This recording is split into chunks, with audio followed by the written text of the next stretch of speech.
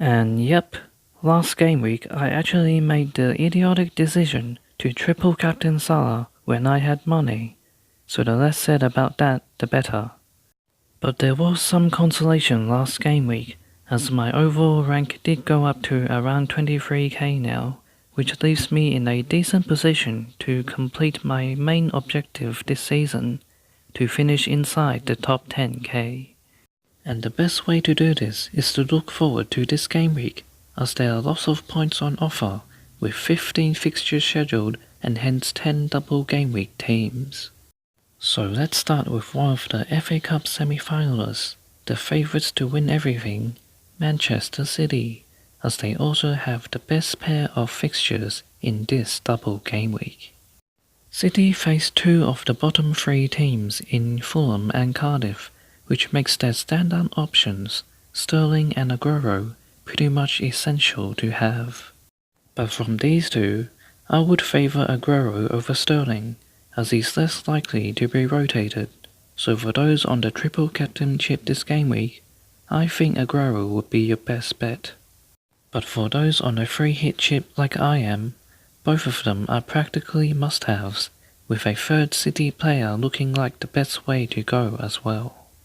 For me, in order to cover for the potential of back-to-back clean sheets, I think the third spot should go to a defensive player, with Ederson and Laporte the prime candidates.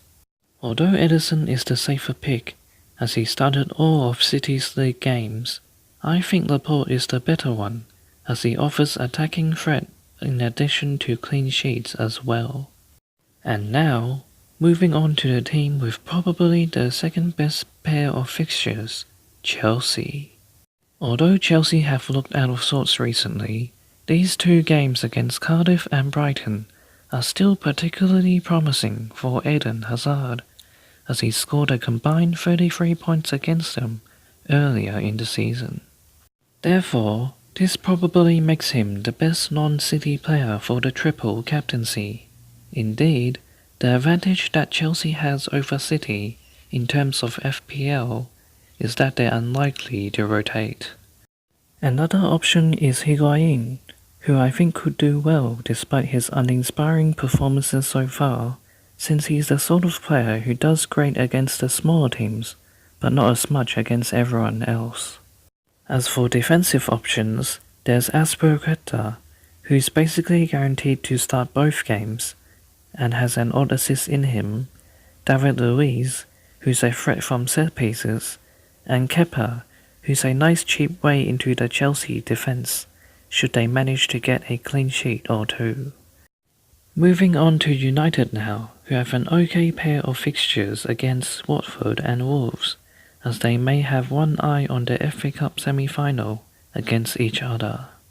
Therefore, despite his poor returns in the last couple of game weeks, one of which included a missed penalty, you'd still back Pogba as the best United player for points, as his form since the manager change has still been one of the very best. And the fact that he is now the most popular player in the game also makes it potentially very punishing for those who don't have him. And with Lukaku reportedly out for 2 weeks, this now makes Rashford an even better option than he already was, as his best run of form coincided with Lukaku not being in the starting lineup along with him. And as for the defenders, Lindelof looks to be the best option, since the more popular Shaw is just 1 yellow card away from suspension, which means that if he gets a yellow against Watford, then he'll miss the Wolves game. However, if you're looking for a punt, then Young could be a good one, with just 2% ownership. Although he is a bit pricey, Young offers extra attacking potential, since he has actually created the second most goal-scoring chances behind Pogba for United ever since the managerial change. Next up is Spurs, who have a tricky pair of fixtures, as they travel away to Anfield before hosting Palace in their new stadium. Therefore, it's probably best to just invest in at most one of their attacking assets, with Harry Kane the standout option, since he's still been able to score, despite Spurs' poor results overall. However, being the most expensive forward in the game, I don't think he's going to score big enough to justify this hefty price tag, which makes me more inclined to go for a lesser investment in Dele Alli. Although he isn't the cheapest of the Spurs' big three midfielders, I think he offers the most value when considering his low ownership and the slightly fewer minutes he played on international duty. And now, moving on to Watford and Wolves, who are both in a similar situation ahead of the FA Cup semi-final clash. With both teams highly unlikely to get relegated or reach a spot for European football next season, their attention may be temporarily focused on the FA Cup semi instead of their league games. This makes their double game week players a slight risk to have, due to possible rotation and reduced effort. For Watford, Deulofeu has been the most informed player, which probably makes him their best pick.